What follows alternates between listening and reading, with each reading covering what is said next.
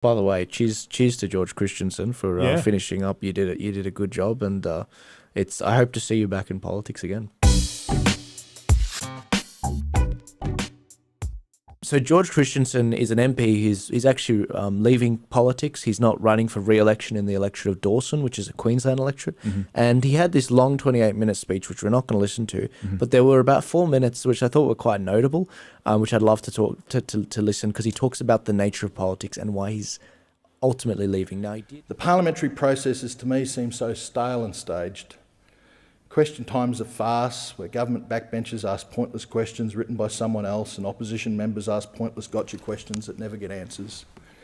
And the public hate the vitriol and behaviour displayed during question time. I'm guilty. I stand condemned as being part of that behaviour.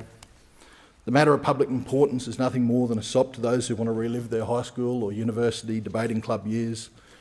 And votes and proceedings could just simply be dialed in. They're that predictable. We say something in favour of a government bill, the opposition say something against it, and we all vote for it or against it, depending on what the party says. There needs to be greater room in this place for backbenchers to say what they really think publicly in this chamber and to vote accordingly. That's the point. The notion of party discipline needs to give way to representation, just like it does in many other legislatures around the world.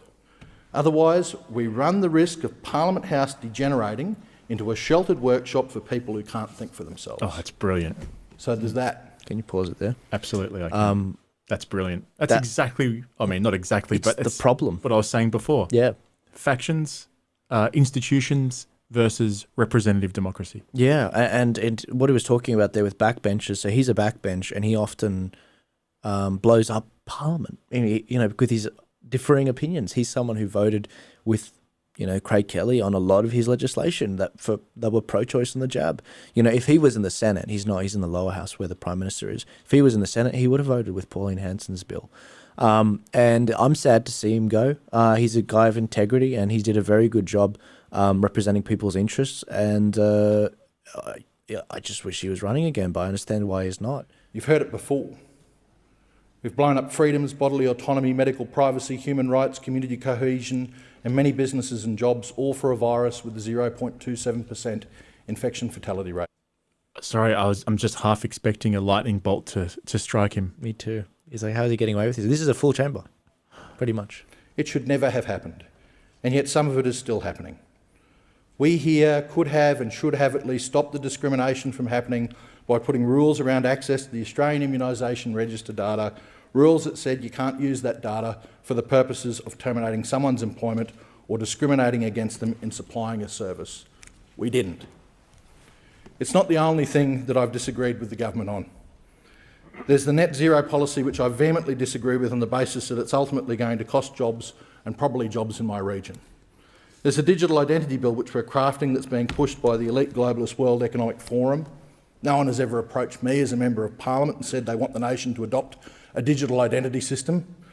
But Klaus Schwab and the World Economic Forum have called for it. But we don't answer to them. Our democracy is one that should be from the ground up, the people up, not from the globalists down. So I'm not sure whether I've departed from the values of my party in government or the other way around. Perhaps it's a bit of both. Yeah, clever. And so continuing on as the member for Dawson, for the LNP or otherwise, when my values more and more differed from the government that I was part of, weighed heavily on me. And this is my homage to you, Bob. I do a good impression. May 1,000 blossoms bloom. To state MPs. And so essentially what he lists out, so freaking hilarious. I love that's great.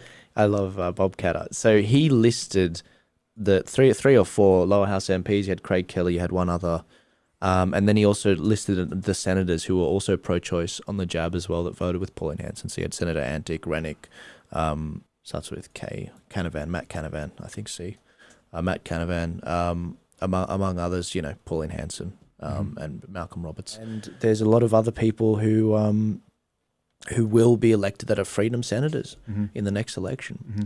And those will be the people that hold government account and they will get things done.